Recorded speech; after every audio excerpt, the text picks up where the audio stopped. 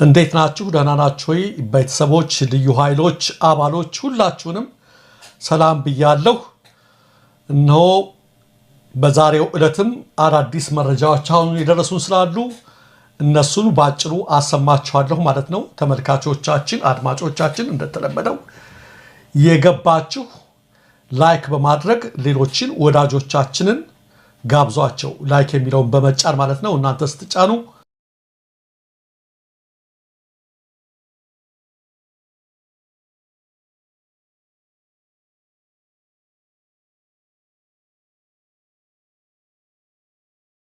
ሰላም ጤና ይስጥልን ተመልካቾቻችን፣ ከአንከር ሚዲያ ዝግጅት ክፍል ያክብሮ ሰላምታችን እናቀርባለን። ከፋኖ መንደር የተሰኘውን ዝግጅታችን ነው ይዘን የቀረብነው። የአማራ ፋኖ በተለያዩ አውደ ውጊያዎች ያደረጋቸውን ተጋድሎ በተለይም ባለፉት 3 ቀናት ያሉትን መረጃዎች ነው ይዘን የቀረብነው። ሰሞኑን በአማራ ክልል ጠንካራ ውጊያዎች እየተካሄዱ እንዳሉ ይታወቃል። በርካታ ኪሳራዎች የደረሱበት አገዛዙ ተጨማሪ ኃይሉን ወደ አማራ ክልል ወደ ትግራይ ለመላክ ከማሰልጠኛ ካምፖች እጩ ሰልጣኞችን በሺዎች በሚቆጠሩ አውቶቡሶች ለማጓጓዝ እየተዘጋጀ እንዳለም ነው የሚነገረው። እስቲ ከዚህን ጀምርና ያሉትን መረጃዎች እንካፈል። ምንድን ያለው አስገዳጅ በሆነ መልኩ የህዝብ ማመላለሻ አውቶቡሶች ታርጋቸው እየተነቀለ ወደ የማሰልጠኛ ካምፖች እየተወሰዱ ይገኛሉ። ወደ አንተ መጣለሁ። መሳይ ያመሰግናለሁ። እንግዲህ ዛሬ ሌሊት አካባቢ ነው የታጠቁ ኃይሎች በአዲስ አበባ ከተማ የሚገኙ ሁሉም የረጅም ርቀት ወይንም ሀገር አቋራጭ አውቶቡስ መናኸሪያዎች በርካታ ናቸው። እነዚህ መናኸሪያዎች ወደ 9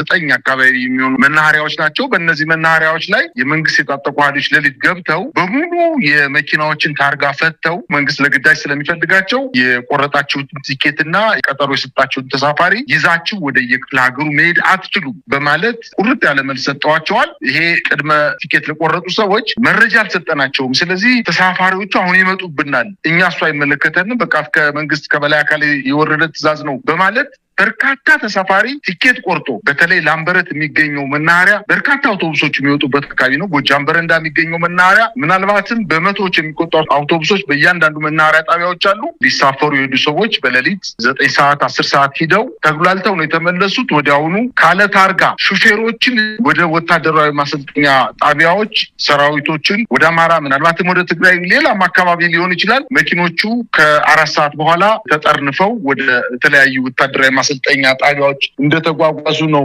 መረጃዎችን ለመከታተልና ለማየት የቻልኩት። በርካታ ተሳፋሪዎች ከፍተኛ ችግር ደርሶባቸው እንግልት ደርሶባቸው ወደ ቤታቸው ተመልሰዋል። በቀጥታ መኪኖቹ በተለይ ወደ አዋሽ አርባ ወደ ሐረር አካባቢ ወደ ድሬዳዋ አካባቢ የሚገኘው አብዛኛው መኪና ወደዛ እንደሄደ ነው መረጃዎች የደረሱኝ። መሳይ እንግዲህ ይሄ የአውቶቡሶችን በአስገዳጅ ሁኔታ ወደ ማሰልጠኛ ካምፖች መውሰድ በዚህም ገና ብዙም ስልጠና ያልወሰዱ በቀላሉ የተማረኩና ከፍተኛ ኪሳራ እየደረሰባቸው ያሉትን ህጻናት ወታደሮችን ጭምር እያጓጓዙ ያለበት ሁኔታ የማያባራ የማያቋርጥ ሆኗል። ከዚህ በፊት በተደጋጋሚ በብዙ ዙሮች ተከናውነው ውጤት ያስገኘ አይደለም። እንደምንሰማው ከሆነ በጦር ላይ በሌሎችም የሀገሪቱ የወታደራዊ ማሰልጠኛ ካምፖች በመቶዎች የሚቆጠሩ አውቶቡሶች በአስገዳጅ ሁኔታ ተሰልፈው ይገኛሉ። እየጠበቁ ነው እጩ ሰልጣኞችን ይዘው ወደ ግዳጅ ወደ ጦር ግንባር ለመውሰድ። እስካሁን ምንም ውጤት አልተገኘም። አሁንም ተመሳሳይ ነው። አብይ አህመድ የኢትዮጵያን ልጆች በእንደዚህ አይነት ሁኔታ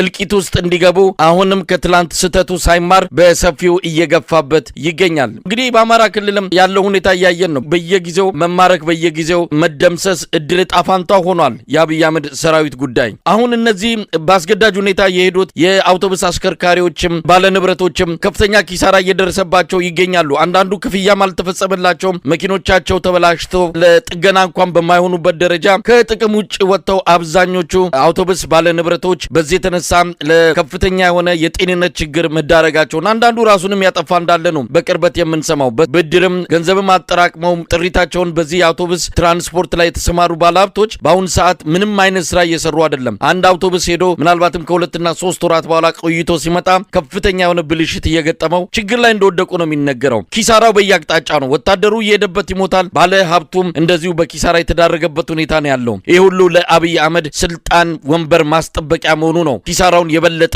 ጥልቅና ከባድ የሚያደርገው።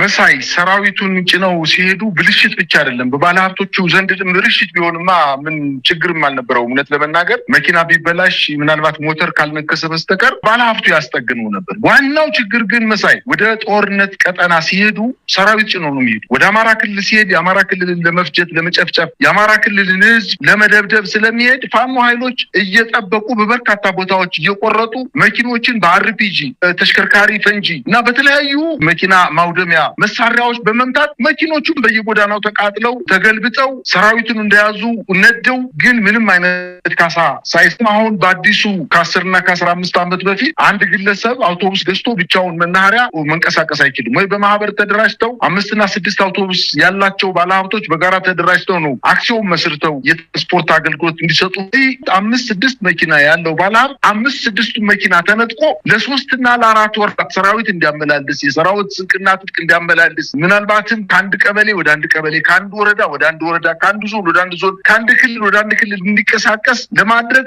አንድ ጊዜ ከተያዘ ምናልባትም 6 እና 7 ወር ተመልሶ ያን መኪና ማያገኝበት ሁኔታ ላይ ስለሚያጣው በስጋት ቆይቶ በኋላ ደግሞ መኪኖቹ ተቃጥለዋል። ምናልባትም ታርጋቸው ተቀይሮ ቻንሲያቸው ተቀይሮ የመከላከያ ሰራዊት አመራሮች መኪኖችን ለሌላ ባለሀብት ሽጠዋቸውን ቢሆን ስለሚችል እየከሰሩ ነው፣ ባዶ እጃቸውን እየቀሩ ነው። እንግዲህ የደሃ ልጅ ደግሞ ሳይፈልግ ሳይወድ በየሰፈሩና በየመንደሩ የታጠቁ ኃይሎች ባፈና በጠራራ ፀሐይ ባፈና አዲስ አበባ ከተማ ሳይቀር ወጣቶችን የቀን ሰራተኞችን ግንበኞችን እያፈኑ ወስደው ማሰልጠኛ ለ2 እና ለ3 ወራት ስልጠና ከወሰደ በኋላ አሁንም እንግዲህ ወደማይቋረጥ ወደ ሞት ባህር ውስጥ ለመክተት ጭነው እየወሰዷቸው ነው። የፋኖ ኃይሎች ደግሞ ሲመጡላቸው እንግዲህ አስታጥቄ ላከልን መሳሪያ አስታጥቆ አሰልጥኖ ላከልን የኛ የሆኑ ሰዎች ትግሉን የሚያምኑ ሰዎች መጠው ይቀላቀላል። ወታደራዊ ስልጠና ወስደዋል፣ መሳሪያ ይዘዋል፣ መጥተው ይቀላቀሉናል። እኛን ለመግደል የመጡ ሰዎች ደግሞ ማርከን አቁስለን የታጠቁትን መሳሪያ እየቀማን ጉልበት ሆነውናልና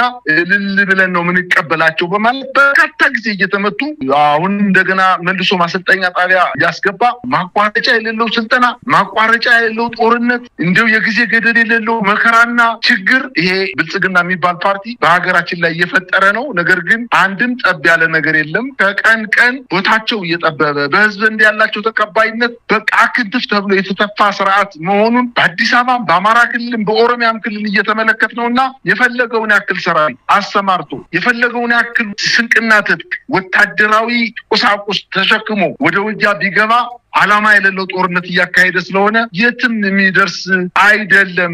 አሁን ይባስ ብሎ ከአማራ ክልል በተጨማሪ በዛሬው ዕለትና በትናንትናው ዕለት በሰቆጣ አካባቢ በአበርገሌ በሚባለው ወረዳ አካባቢ የትግራይ ኃይሎች እዛ አካባቢ የነበረውን ጥምር ኃይል መጥተው ወረዳ ተቆጣጥረዋል። በቆቦ አካባቢ አሁንም በተደጋጋሚ ጊዜ ከመከላከያ ኃይሉ ጋር እየተጋጩ ነው። ምናልባት ያንን ኃይል ለመመከት ወይም ወደ አማራ ክልል ስቦ አምጥቶ ከ5 ዓመት በፊት እንዳደረገው አይነት ጦርነት ለመፈጸምና የአማራ ክልል ተጨማሪ ከሳራ እንዲደርስበት ለማድረግ ካላሰበ በስተቀር እኔ ስለምወድቅ የኢትዮጵያን ሕዝብ ይዤው ልውደቅ ለማለት ካልሆነ በስተቀር ይሄ ስርዓት ያሸንፋል ተብሎ በፍጹም አይገመትም። እነሱም እየተናገሩ ነው በበርካታ ሚዲያዎች ላይ አንሸነፍም፣ ሺህ ዓመት ብትዋጉ አታሸንፉንም፣ የትም አትደርሱም እያለ እያስለፈለፈው ነው የሚገኘው። እንግዲህ ውሃውን ምን ያጮዋል ቢባል ውስጡ ያለው ድንጋይ እንደሚባለው እየለፈለፉ ነው። የፋኖ ኃይሎች ደግሞ ትግላቸውን ቀጥለው በበርካታ አካባቢዎች ላይ ትልልቅ ድሎችን እያስመዘገቡ ነው የሚገኙት። መሳይ አሁን ኢትዮጵያ ውስጥ ያለው ሁኔታ ጦርነት ይቁም፣ ጦርነት ሀገሪቱን ወደ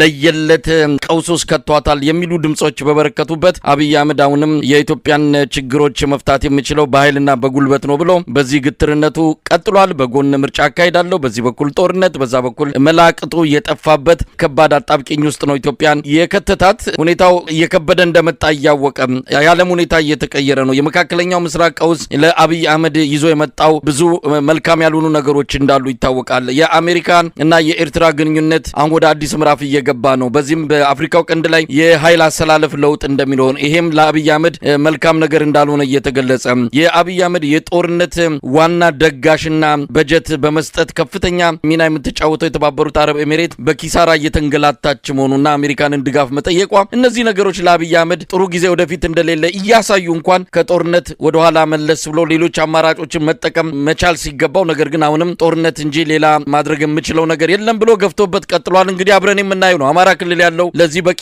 ምስክር ነው። በየዕለቱ ምርኮ በየዕለቱ የሰራዊቱ እልቂት ነው እየተከሰተ ያለው። በዚህ ወደዛው ነው የምናመራው። እስቲ በአማራ ክልል ባለፉት 3 እና 4 ቀናት ያሉትን ተጋድሎ መረጃዎችን እንድታካፍለን እድሉን ልስጥ። ብዙ ምርኮዎች፣ ብዙ ኪሳራዎች፣ ብዙ የሰራዊቱ መፍረስ ክስተቶች እየታዩ እንዳሉ ነው የምንሰማው። ወደዛው እንለፍና ያለፉትን 3 እና 4 ቀናት መረጃዎች አካፍለን። አመሰግናለሁ። እንደው ከዛ በፊት ለአንድ ደቂቃ በአማራ ክልል ላይ አገዛዙ መድፎችን፣ ታንኮችን፣ ድሮኖችን፣ ሚጎችን፣ ሄሊኮፕተሮችን ዘመናዊ ያለውን አየር ወለድ ኮማንዶ አሰልፎ አጠቃላይ ሀገሪቱን ጦር ሰራዊት በአማራ ክልል አስገብቶ ያው እየተመለከትነው ነው። እየተሸነፈ እየተዝረከረከ ነው እየወጣ ያለው። ስርዓቱ ተሸንፏል። በአማራ ክልል ብቻ አይደለም፣ አጠቃላይ በፌዴራል ደረጃ ስርዓቱ የሚይዘው የሚጨብጠውን አጦ ድንጋጤ ውስጥ ነው ያለው። በዚህ አማካኝነት ስለደነገጡ ነው እኮ የአማራ ክልልን ህዝብ በየወረዳው በተለይ ተቆጣጥረው በሚገኙት ከተሞች ላይ ህዝቡን ሰብስበው ጡቤ፣ መጥረቢያ፣ አንካሴ፣ ብረታ ብረት ቁሳቁስ ይዘ ይሄንን የፋኖ ኃይል ተዋጋ ከኛ ጋር ሆነ አለዚያ ታልቃለህ እያለ የጦር ጀነራሎች የብልጽግና የአማራ ክልል ምስለኔ አስተዳደር ከጦር ጀነራሎች ጋር ሆነው መሸነፋቸውን ግልጽ እኮ እየነገሯቸው ነው። ይህን ሁሉ ሰራዊት ይዞ 11 እዝ ይዞ እየተንቀሳቀሰ በአማራ ክልል ሰራዊቱን አስገብቶ እየተንቀሳቀሰ ያለ ኃይል ህዝቡን ደግሞ እንደገና አሰልፎ ብረትና አንካሴ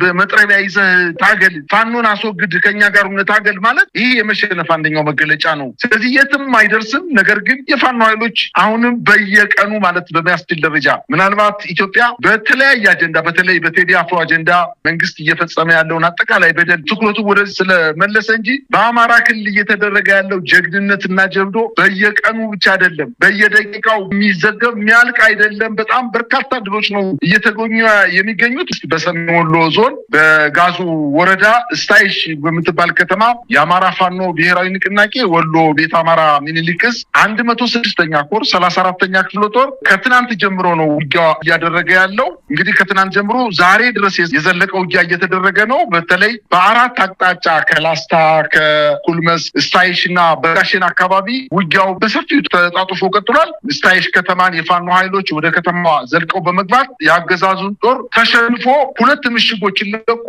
ለከተማ ቢሸሽም ተከታትለው ወደ ስታይሽ ከተማ በመግባት ጉዳት አድርሰውበታል። የፋኖ ቤተሰብ ናቸው ተብሎ በፖሊስ ጣቢያ ተይዘው የነበሩ የፋኖ ደጋፊና ቤተሰብ የተባሉ የአካባቢ ነዋሪዎች የፋኖ ኃይሎችን የፖሊስ ጣቢያውን በመስበር አስፈትተዋቸዋል። የጦር መሳሪያዎችም እንዲሁ በመጋዘን ውስጥ ተገንቶ ይዘዋል። ጦርነቱ እንደቀጠለ ነው። በተለይ ወደ ላስታ የተስፋፋው ጦርነት ከሰሞኑ በዚህ 5 እና 6 ቀናት ውስጥ የተደረገው ውጊያ ተንታ ወረዳ ላይ የፋኖ ኃይሎች በአገዛዙ ጦር ላይ ጥቃት ፈጽሞ ድል ማግኘታቸውን ተከትሎ ይህንን ድል መልሶ ለመቀልበስ የተነጠቀውን ቦታ ለማስለቀቅ የሚኒሊክ እዝ ልጅ ኢያሱ ኮር 23ኛ ክፍለ ጦርን ለመክበብ በድጋሜ በ5 አቅጣጫ ስምሪት በመስጠት ውጊያ መክፈቱ ታውቋል። ነገር ግን ቦሮቦር እና ደበቅ ወደ ተባለ ቦታ 1 ክፍለ ጦር አሰማርቷል። ከድላንታ የመጣው ዛሬ ደግሞ ተሬ አካባቢ ላይ መከላከል ገጥሞት ተመልሶ ወደ መጣበት ወደ ድላንታ ወረዳ እንዲመለስ አድርገውታል። ከተንታ የመጣው ደግሞ በዙ 23 በበርካታ ሞርተሮች ታጅቦ ሰራዊት አባላትን ይዞ ውጊያ የከፈተ ሲሆን በረበር በተባለ ቦታ ተቆርጦ በፋኖ ኃይሎች እየተመታ ሲሆን ቢያንስ በዚህ በረበር በተባለ ቦታ 1 ሻምበል ጦር የሚሆን አብዛኛው ሰራዊቱ ተደምስሶ በርካቶቹ ደግሞ ተበታትነው መሸሸታቸውን ነው መረጃዎች እያመላከቱ የሚገኙት። አሁንም ውጊያው ኩልመስክና ዳቦ ከተባሉ ከተሞች ላይ እየተካሄደ ሲሆን በተለይ ላስታ፣ ግዳን፣ መቂት እና ጋሸና ከተማ ዙሪያ በአገዛዙ ጦርና በፋኖ ኃይሎች መካከል የታገዘ ከባድ ጦርነት እየተደረገ እንደሆነ ነው መረጃዎች እያመላከቱ የሚገኙት። ከጋሸና ወደ ደብረታቦርና ባህር ዳር የሚወስደው ዋና የአስፋልት መንገድ እንዲሁም ከጋሸና ወደ ወልዲያና ቆቦ የሚወስደው ዋና የአስፋልት መንገድ ዛሬ ሙሉ ቀን ተዘግቶ ነው የዋለው። የአገዛዙ ጦር ጮቢበር ላይ ሆኖ የፋኖ ኃይሎች ይገኙበታል በተባለው አካባቢ ከባድ መሳሪያ መድፎችን ዙ 23ቶችን እየተኮሰ ሲሆን የፋኖ ኃይሎች ደግሞ አዲስ ቅኝትና አማያ በተባለ ተራራማ ቦታዎች ላይ በመሆን ለሚከኮስባቸው የከባድ መሳሪያ ተኩስ የሞርተርና የዲሽቃ አጸፋዊ እርምጃ እየወሰዱበት መልስ እየሰጡት ቢገኙም በመሀል ላይ ግን እግረኛው ወደ ከተሞች ዘልቆ በመግባት አሁንም ትንቅንቅ ላይ እንደሚገኙ ነው መረጃዎች የሚያመላክቱት። መሳይ በሌላ ብሔራዊ ንቅናቄ ጎንደር ጠቅላይ ግዛት በላይ ዘለቀ እዝ 208ኛ ኮር ድብ ጠለምት ተከዜ ክፍለ ጦር በትናንትናውና በዛ በዛሬው ዕለት በሰሜን ጎንደር ከዛሪማ ከተማ አቅራቢያ በአገዛዙ በኩል ሰራዊት አሰልፎ ካምፕ አድርጎ የነበረው የአገዛዙ ጦር በፋኖ በተደረገበት የከበባና የሙሉ ማጥቃት እንቅስቃሴ 80 የሚሆኑ የአገዛዙ ጦር መደምሰሳቸውንና በተደረገው ውጊያም 40 የነፍስ ወከፍ መሳሪያዎች ክላሶች መማረካቸውን 43 ሚኒሻዎች 28ቱ ከውጊያ ቀጠና በመጥፋት በገዛ ፈቃዳቸው እጅ የሰጡ ሲሆን 15ቱ ደግሞ ተገደው መውጫ ሲያጡ ለፋኖ ኃይሎች እጃቸውን የሰጡ በአጠቃላይ እጅ የሰጠው የአገዛዙ ጦር 43 መሆኑን ለማወቅ ተችሏል። 5 የቡድን መሳሪያዎች መማረካቸውን በተደረገው ውጊያም አካባቢው ተራራማ በመሆኑ ለማምለጥ ሲሸሹ በነበሩ የአገዛዙ ጦር ላይ አካባቢው ተራራማ በመሆኑ ወደ ገደል ገብተው በርካቶቹ ከገደል ገብተው ሕይወታቸው ያለፈ ሲሆን የአካባቢው ማህበረሰብ ጦርነቱ ካለቀ በኋላ በገመድ እየተንጠለጠለ መጫኛ በሚባለው በመግባት አስክሬኖቻቸውን አውጥተው ለአፈር እንዳበቋቸው ነው መረጃዎች እያመላከቱ የሚገኙት። ይህን ከባድ ሽንፈት ለመቀልበስ በድጋሜ ከደባርቅና ዛሪማ ከተባሉት በዛሬው ዕለት ተጨማሪ ኃይል ወደ አንበርና መናፈሻ ወደ ተባሉ አካባቢዎች ላይ ያገዛዙ ጦር ሰራዊት ያመጣ ቢሆንም ከባድ ጉዳት ደርሶበት በአለመው መጠን ያንን አካባቢ ማስለቀቅ ባለመቻሉ ወደ መጣበት ከተሞች መመለሱን በተለይ በድብ ጠለምት አካባቢ በተደረገው ውጊያ ክሳራ የደረሰበት መሆኑን ነው መረጃዎች እያመላከቱ የሚገኙት። እንግዲህ የሰሜን ጎንደር አካባቢ እየተደረገ ያለው ውጊያ አሁንም የቀጠለ ቢሆንም ለበርካታ ጊዜ በተለያየ አቅጣጫ የፋኖ ጠንካራ ይዞታ የተባሉትን ለማጥቃት እንቅስቃሴ ቢያደርግም እንዳልቻለ ተጨማሪ ኃይል ቢያመጣም ተጨማሪ ኃይል እየተመታ ወደ ደባርቅና ዛሪማ ከተሞች መሸሸት መቻሉን ነው መረጃዎች የሚያመላክቱት። እንዲሁም በዛሬው ዕለት ደቡብ ጎንደር አካባቢ ደብረታቦር ከተማ ለምርጫ ህዝብን ለመቀስቀስና ሰብስቦ ስለ ብልጽግና ፓርቲ መግለጫ ለመስጠት ከደብረታቦር ከተማ ተነስቶ ወደ አለምበር ሲጓዝ የነበረ ብልጽግና አመራሮች በመከላከያ ኃይል ታጅበው ሲንቀሳቀሱ የፋኖ ኃይሎች መፈጸሙት ማጥቃት በተለይ አካባቢ ላይ 8 የአገዛዝ ጦርና የብልጽግና አመራሮች ሲገደሉ 14ቱ መቁሰላቸውን ለማወቅ ተችሏል። የውባንተ አባተ አንደኛ ኮር በፈጸመው ማጥቃት የዓለም ሳጋ ከተማ የአገዛዙ ጦር እንዳይገባ ማድረግ መቻሉን ነው መረጃዎች እያመላከቱ የሚገኙት። እንዲሁም በማዕከላዊ ጎንደር ዞን በጎንደር ዙሪያ ወረዳ ሻሃና ጎመንጌ በተባሉ ቦታዎች ከ2 ቀን በፊት በተደረገው ውጊያ የአገዛዙ ጦር ወታደራዊ ታራ ደርሶበት ቦታዎችን ለፋኖች አስረክቦ መምጣቱን ነው ለማወቅ የተቻለው። በ3 አቅጣጫ ማለትም ከደንቢያ ሮቢት ከተማ፣ ከማክሰኝት ከተማ እንዲሁም 3 አቅጣጫ ወደ ሻሃ የተንቀሳቀሰው የአገዛዙ ጦር የፋኖ አመራሮች አሉበት ወደ ተባለው አካባቢ በ3 አቅጣጫ እንቅስቃሴ ቢያደርግም ነገር ግን የፋኖ ኃይሎች ቅድሚያ መረጃው ስለደረሳቸው ከመከላከል ወደ መልሶ ማጥቃትና ወደ ሙሉ ማጥቃት ተሸጋግረው የመጣውን የአገዛዙ ጦር በርካቶቹን ከገደሉ በኋላ የተወሰኑ የመከላከያ ሰራዊት ሻለቆችም በተራራ ላይ ራሳቸውን ሲከላከሉ ከዋሉ በኋላ የሀገር ሽማግሌ ልከው እባካችሁ እኛ ወደ ነበርንበት እንመለስ መንገድ ክፈቱልኝ በማለት ሽማግሌ ቢልኩም ነገር ግን እጅ ካልሰጣችሁ በስተቀር በምንም ተአምር ከበባው ምናናነሳም በማለት በርካቶቹ ከነመሳሪያቸው እጅ መስጠታቸውን ነው ለማወቅ የተቻለው። እንግዲህ ወደ ጎጃም አካባቢ ስንሄድ ደግሞ በምስራቅ ጎጃም በትናንትናው ዕለት በመርጦ ለማርያም ቀጠና በአገዛዙ ጦርና በፋኖ ኃይሎች መካከል ውጊያ መቀስቀሱን በተለይ በጎንቻ ሲሶነሲ ወረዳ ደብረገነት በተባለ ቦታ ላይ የመድፍ ድብደባ የአገዛዙ ጦር እንዲሁ እየተኮሰ እንደሆነ ነው መረጃዎች እያመላከቱ የሚገኙት። በሌላ ዜና በሸዋ ጠቅላይ ግዛት አሳምነውስ የከሰምኮር ቡልጋ ክፍለ ጦር ሚጢ ወንዝ አቅራቢያ በወሰደው እርምጃ ወታደር ጭኖ ሲንቀሳቀስ የነበረ የመከላከያ ተሽከርካሪ በተፈጸመበት የደፈጣና የቆረጣ ጥቃት መኪኖቹ ሙሉ በሙሉ ሲቃጠሉ በመኪኖች ላይ የነበሩት አብዛኛው የመከላከያ ሰራዊት መደምሰሱን ለማወቅ ተችሏል። የአገዛዙ ጦር ከምንጃር ከተማ ወታደራዊ ቁሳቁሱን ለመቀባበል እየተጓዘ በነበረበት ሰዓት በቡልጋ ክፍለ ጦር የኮማንዶ አሃዶች በመረጃ በተደገፈ ጥቃት በመፈጸም በሰራዊቱ ላይ ከባድ ጉዳት ማድረሳቸውን ተከትሎ ይሄን መረጃ ቀድማቸው የሰጣችሁ የአድማ ብተና ኃይሎችና ሌሎችም በውስጥ ያላችሁ የመከላከያ አየር ወለድ ኮማንዶዎች ናቸው ማለት በተደረገ የእርስ በርስ ውጊያ ከ10 በላይ ያገዛዙ የአየር ወለድ ኮማንዶዎች እንደተገደሉና የአድማ ብተናም ወደ ካምፑ የመጣውን የአየር ወለድ ኮማንዶ መክቶ መመለሱና አሁንም ተፋቀው እንደሚገኙ ጀነራሎች ወደ ስፍራው አቅንተው ጦርነቱ እንዲቆም ቢያደርጉም ነገር ግን ተቀራርበው መነጋገር ባለመቻላቸው አሁንም ተፋጠው እንደሚገኙ ነው መረጃዎች የሚያመላክቱ። ይህን ተከትሎ በአቅራቢያው የነበረው በይፋትና ጥሙጋ ቀጠና በተለይ አርመኒያ በተባለችው ከተማ ዙሪያ የአገዛዙ ጦር መረጃ ቀድሞ የሰጠው የአድማ ብተና አባላት ናቸው የተባሉት ከስፍራው ወጣው ወደ ፋኖ ኃይሎች እየተቀላቀሉ እንደሚገኙ ነው መረጃዎች የሚያመላክቱት። በአጠቃላይ በተደረገው ውጊያ በርካታ የሰራዊት አባላት ተማርከዋል፣ ሙተዋል፣ ተደምስሰዋል። ነገር ግን ደግሞ የአገዛዙ ጦር አሁንም አይኑን ጨፍኖ ወደ ፋኖ ቀጠና እየሄደ በርካታ ሰራዊቱን እያጣ እንደሚገኝ ነው መረጃዎች የሚያመላክቱት። ጦርነቱ በሰራዊቱ አባላት ላይ ከፍተኛ መሰላቸት እየተፈጠረ ስለሆነ ባገኙት አጋጣሚ እጃቸውን እየሰጡ እንደሆነ ጠፍተው ወደ ቤተሰቦቻቸው ለመሄድ የአማራ ሕዝብ እየተባበራቸው እንደሆነ ነው መረጃዎች እያመላከቱ የሚገኙት። መሳይ በጣም አመሰግናለሁ። እንግዲህ በአማራ ክልል ባለፉት 3 እና 4 ቀናት ውስጥ የተካሄዱትን የሉና ተጋድሎች መረጃዎችን ነው ያካፈልከን። እንግዲህ አማራ ክልል ላይ የአገዛዙ ሰራዊት በከፍተኛ ደረጃ ኪሳራ የገጠመው መሆኑን በቅርቡ በወጣ አንድ ጥብቅ የሆነ መረጃ መሰረት አብይ አህመድ ከሚቆጣጠራቸው የአማራ ክልል አካባቢዎችም ጭምር በምርጫ ማካሄድ የማይችልባቸው ሁኔታዎች እየተፈጠሩ በመሆኑ እንደነ አሜሪካ የመሳሰሉ የምዕራብ ዓለም መንግስታት ጭምር በአማራ ክልል ፈጽሞ ምርጫ ለማካሄድ የሚያስችል ምንም ሁኔታ የለም ከሚል ድምዳሜ ላይ መድረሳቸው እየተነገረን ያለው በአሁኑ ሰዓት በአማራ ክልል አረንጓዴ ቀጠና ብሎ ምርጫ ቦርድ በከለላቸውና የአብይ አህመድ ሰራዊት በሚቆጣጠርባቸው አካባቢዎች ጭምር የምርጫ ወረዳዎች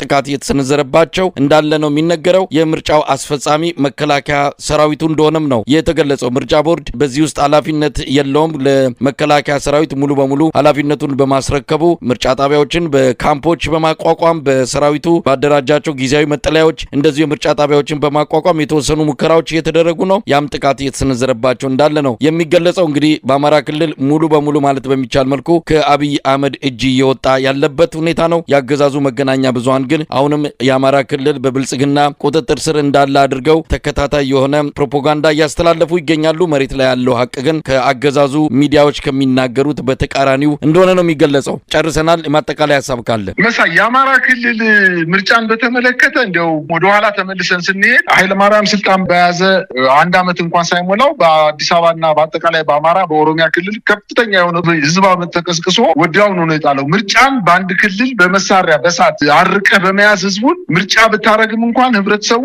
የሚቀበለው ምርጫ አይደለም። የዓለም አቀፍ ህብረተሰብ የሚቀበለው ምርጫ አይደለም። ስለዚህ ምርጫ እንኳን የማይደረገው ቢደረግ እንኳን የአማራ ህዝብ ለመታገል ወደኋላ የማይልበት ይህን ስርዓት እስከሚጥልበት ደቂቃ ድረስ እንቅልፍ የማይተኛ ህዝብ መሆኑን አውቆ ከወዲሁ ሀገር እንዳትበትና እንዳትፈርስ መፍትሄ መፈለግ፣ ቀዳዳዎች ካሉ እነዛን ቀዳዳዎች መንግስት መጠቀም ካልቻለ እንግዲህ ጨው ለራስ ብትል ጣፍጥ አለዚያ ድንጋይ ነው ተብሎ ትጣላለህና ያ ጊዜ እየመጣ ነው ብዬ ነው የምገምተው። መሳይ በጣም ነው የማመሰግነው ለመረጃዎቹም ለማብራሪያዎቹም። ከአንከር ሚዲያ ዝግጅት ክፍል ከፋኖ መንደር የተሰኘው ዝግጅታችን ይህንን ይመስላል።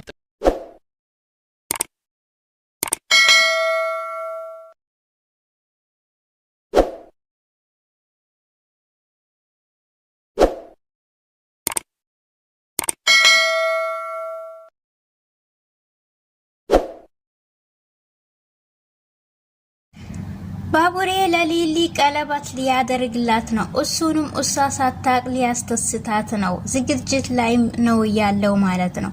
አዴና ዴቭ ተጣምሮ ወደ ከተማ ተመልሰዋል። እንግዲህ ቤተሰቦቼ ማለት ነው። ሮታ ከሐኪም ቤት ገብታ ከሐኪሙ እንግዲህ ከዶክተሩ ጋር ፍቅር ይዟት በሰበቡ እሱና ያለው በማለት ነበር ይሄን ነገር ያረጋችው። ነገር ግን እሷም አሁን ተዲኗት ተሽላለች ማለት ነው። አሰላሙ አለይኩም ወራህመቱላሂ ወበረካቱ። ሰላም ጤና ይስጥልኝ። የተወደዳችሁ የተከበራችሁ ቻናሌ ቤተሰቦች ሰላም እዝነት ፍቅር አይልያችሁ እያልኩኝ ዛሬ ይዤላችሁ የመጣሁት ሰራተኛው አደይ 236 ነው ይዤላችሁ የመጣሁት ከባለፈው እየቀጠለ ማለት ነው። ባቡሬ ለሊሊ ቀለበት ሊያደርግላት ነው። ባቡሬም ሊሊ ሳታቅ ሊያስተስታት ነው። ይሄንንም ዝግጅት ላይ ሆኖ እና አዴና ዴፍን እየጠበቀ ነው። አዴና ዴፍ ሲመጡ ቀለበት አደርግላታለሁ ብሎ ለናትዮም ለነ ዳይመንድም ነግሯቸዋል። እነ ዳይመንድንም ከጎኔ እንድትሆኑ በማለትም ኩኩሻና ዳይመንድንም አናግሯቸዋል ማለት ነው። ሮታ ከዶክተሩ ጋር ፍቅር ይዟት አሞኛል በማለትም ሰበብ አርጋ ወደ ሆስፒታል ገብታለች። ሆስፒታልን በገባችበት ሰዓት አሁን ተመልሳ እንግዲህ ዶክተሩን ሁሉንም ነገር ነግረው በሁሉንም ነገር በቀስያና እንነጋገርበታለን በማለትም እሱም ሁሉንም ነገር ከዚህ በፊት ያለችውን ነገር እያስታወሰ ለካ ጎድቻታለሁ በማለትም እሱም ብቻው እያወራ ነበር ማለት ነው።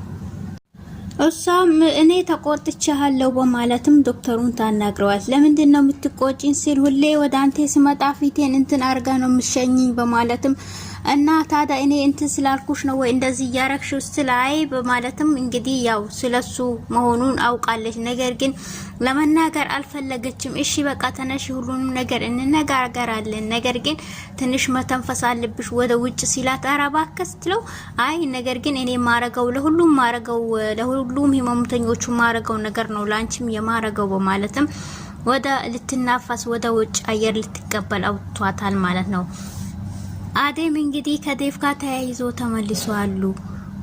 የተመለሰችበትም ምክንያት ዴፍን እኔ አልፈልግም ሄድ በማለትም ባለፈው ከአባቴ ማንም አይበልጥብኝም በማለት ነግረው ልቡ ተሰብሮ ነበር። በዛን ሰዓትም ለአዴም እናት የሄለን አጎት መጥቶ ይነግራታል። የአዴም እናት በጣም ተገርማ በጣም አዝናለች። እንዴ ነው አባትዮ ምንም ነገር ሳይሆኑ ነው እንደዚህ ያሏቸው በማለትም ዋናው ጤና መሆኑ ነው ሰላም መሆኑ ነው እኔም እንኳን ደስ ብሎኛል ስለሰማሁኝ በማለትም እሱንም መስፍን በማለት እንግዲህ መልሶለታል። በዛን ሰዓትም በል እኔም ለአዴም ነግራታለሁ በማለትም ልጃቸው መታገቱን ሳያቆም አጎቷ እንግዲህ ብርሃንን አትናገሪም በማለትም አፍኑ አስሯታል ማለት ነው። በቃ እኔም ቤት እሄዳለሁ በማለትም ወደ ቤታቸው የተመለሱ ያሉ አዴንም ሜዳ ላይ ያገኟታል። አዴም ምንድነው የኔ ነገር እንደዚህም የሚሆነው በማለትም ብቻዋን ያንሰላሰለች ያለች አንድ ቀን ፀሐይ ይወጣልኝ ይሆናል በማለትም ሁሉ ነገር አንዱ ተሳካ ሲል አንዱ በኩል ይወጣብኛል በማለት ብቻዋን ያወራች ይሄደችም ታገኛታለች። እናትዮ ሲያገኛትም አዴ ልጄ ይሄን ረሳሽ በማለትም ሲነግሯትም አይ በማለትም እንግዲህ ታደ ጎረምሳው የት ሄደ ሲሉ በቃ ሂድ ብየዋለሁ እማዬ፣ ስለዚህ በአባቴ ምንም ይበልጥብኝ ነገር የለም፣ ምንም ቢሆን እኮ አባቴ ነው።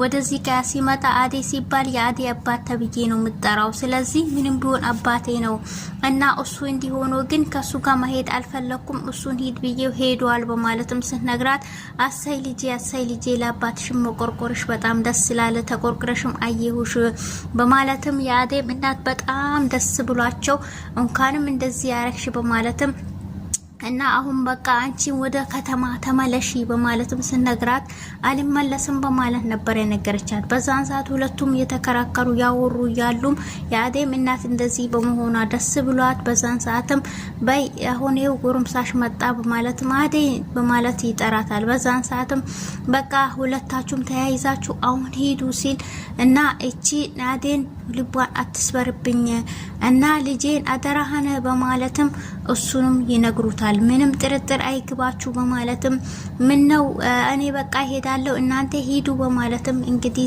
እንትን ሲሏቸውም በዛን ሰዓትም እሱም ምን ሆኖ ሲል አይ ወገቤ ትንሽ አማም ያርገኛል ሲል ለምን ወደ ከተማ መጥቶ አይታዩም በማለት ለአዴ ይነግራታል። እሷም አዴ አው ወደ ከተማ መጥተሽ ትታዩዋለሽ በማለትም እሷም ታናግራታለች። በላደራ ልጄን በማለት ሁለቱም አሁን ማንም ሰው ሳያያችሁ እንደገና ሳያግቷችሁ እጃችሁን ተያይዛችሁ ሂዱ በማለትም እንግዲህ ሁለቱም ተመልሷል። የአዴ አባት ታገቱ የሚባለው ሁሉ ያኛ ሁሉ ውሸት ነበር ማለት ነው። ይሄም ደግሞ ሆነ ብሎ አዴን ልቧን እንትን ስለሚያውቋት ነበር እሷንም ወደ ገጠር እንድትሄድ ነበር እንደዚህ ያረጉት ማለት ነው። አባትዮ ወደዛ የሆነ መሬት የሚያስተካክሉት ነገር ስላላቸው በዛ ያስተካከሉ እንጂ ጤነኛ ናቸው እኔም አይቻቸዋለሁ በማለት ስለተናገረ ብቻ እንግዲህ ሁለቱም እጃቸውን ተያይዞ ወደ ከተማ መጥተዋል ማለት ነው። ባቡሬም እንግዲህ ሽር ጉድ እያለ ነው። የባቡሬም እናት ለቅምጥል እንግዲህ ባቡሬ ይሄው ሊያገባ ነው በማለትም ግን እውነት ነው ባቡሬ ግን ሊሊን ሊያገባት ነው ማለት ነው ለኔ ምስጢር ሳይነግረኝ እንደዚህ በቃ ደባቂ ሆነ ማለት ነው በማለትም ውሳ ሁለቱም ይነጋገራሉ። ቅምጥልም ለኪንጎ የሚያስተስተው ነገር ማረግ ፈልጋለሁኝ ነገር ግን ምን ባረግ ይሻለኛል ሲል ምን ልታረግ ያስበሻል ስትል ያሰብኩት ነገር ግን የለም ላረግለት ፈልጋለሁ በማለትም በቃ እንደዛ ከሆነ እኔ ይሽሽ ገበያ ሄዳለሁ ናይ አብረን እንሄዳለን ልብሴን ልቀይር ስትል እሺ ብሎ ሁለቱም ተያይዞ ሄደዋል። ነገር ግን ኪንጎ ያለበት ሁኔታ አደጋ ላይ ነው ማለት ነው። ያቺ እሷና ሁለቱም ባልሰሩበት ነገር ሁለቱም እጃቸው አስገብቶ እንግዲህ እሱንም ደግሞ በዛ ላይ ፖሊስ የተከታተላቸው ነው ማለት ነው። ኪንጎና እሷ በየሰዓቱ ባዩ ቁጥር ይሮጣሉ። ስለዚህ እሷ ስትሮጥ እሱም አብሯት ይሮጣል ማለት ነው። ስለዚህ ይሄን ሁሉንም ነገር ዳይመንድ ሄዳችሁ ለዶክተሩ አስረድታችሁ ራሳችሁን ነፃ አውጡ። ነፃ አላወጣም ካላችሁ የምትገቡት እናንተ ናችሁ። ስለዚህ አደጋ ላይ ነው የምትሆኑት። ይሄንንም እስከዚህ መደበቃችሁም አልነበረባችሁም። ስለዚህ አሁኑን ሄዳችሁ ለዶክተሩ ሁሉንም ነገር አስረድታችሁ ንገሩት በማለትም ዳይመንድም ይነግረዋል። ነገር ግን ዳይመንድን አምነዋለሁ ዶክተሩን ግን አላምነውም በማለት ኪንጎም እና ያወራል። በዛን ሰዓትም ወዴት ነው ምሽሽው ሲላት የነሱን መኪና ሳይው ነው ምሮጣው በማለትም እሷም ስትሮጥ ኪንጎ ያገኛታል። እና ዶክተሩ እኮ ሄዳችሁ አናግሩት ብሎናል ሄደን እናናግረው ሲል አይ አሁን አይደለም፣ ስለዚህ እኔም ትንሽ ማሰብ አለብኝ ከራሴ ጋር መነጋገር አለብኝ በማለትም ለሷም ነግሯታል ማለት ነው። ሮታም ያዙኝ ሊቀቁኝ በማለትም እንግዲህ በዶክተሩ ምክንያት የጠጣችው ነገር ለራሷ ወደ ሆስፒታል ወስዷታል። ነገር ግን ይሄንን ሁሉ ነገር ወደ አሹና ሮማን ነው የሚያውቁት ማለት ነው። ይሄንንም ስለምታቅ ፍቅርም አንቺ ግን እኔ ግን አታይ ሲልሽ አልሰማም ብላኝ እቺ ልጅ ግን ራሷን አደጋ ጣለች። በዶክተሩ ምክንያት ከሆነማ ዶክተሩ መቼም አለቆም እቺ ልጅ አንድ ነገር ትሆን በማለትም ፍቅርም ዛሬ ተወጥቶላት እንግዲህ መናደድ ስትናደድ አይቻታለሁ ማለት ነው። ሆነ ብሎም እንግዲህ ዶክተሩን ሁሉን ነገር ቡሳንም ሲጠይቃት እኔ ምንም እንትን ያልኩ ነገር የለም፣ ነገር ግን አንዳንዴ ትወጣና ስትወጣ ደስተኛ ነች፣ ስትመጣ ሁሌ ተከፍታ ነው የምትመጣው በማለትም ሮማንን ሲጠይቃት መልሳለታለች። አሹንም ሲጠይቀው ምንድነው ችግሩ የምታውቀው ነገር የለም ወይ አንቴና ውሳኔቹ ቅርብ ናችሁ ለሷ እና የምታውቁት ነገር ካለ ንገሩኝ ሲልም ይሄማ ፍቅር ነው በማለትም ይነግረዋል። ፍቅር ማለት እንዴት ሲል ፍቅር ይዟት ነው በማለትም ይነግራል። በዛን ሰዓት አሹ ምንድነው የምትለው? ስለዚህ አንዳንድ ምስጢር ነገሮች ማይነገሩ ነገሮች አሉ። ስለዚህ ዶክተሩ ደግሞ እሷን አወራታለሁ ብሏል። ስለዚህ ዶክተሩ ደግሞ እሷን ያውራትና ለሱ ትነግረዋለች በማለትም እንዳያወራ ቶሎ አፋፉን ብላ መልሰዋለች ማለት ነው። በዛን ሰዓት ሮማን ምን እያልሽ ነው ሲል እኔ ደግሞ ዶክተር በኔ ጋር ምነግርህ ነገር የለም ባለፈው አሁን እንደነገርኩ ከዛ ውጭ ምንም ነገር ማቀው ነገር የሰማሁም ነገር የለም በማለትም እኔ አሁን ፍቅር ስለምትመጣ ወደ ቤት ሊሄድ ነው በማለትም ተነስታ ሄዳለች ማለት ነው። እሱንም ሲጠይቀው እንግዲህ ሁሉንም ነገር አስረድቶታል ማለት ነው።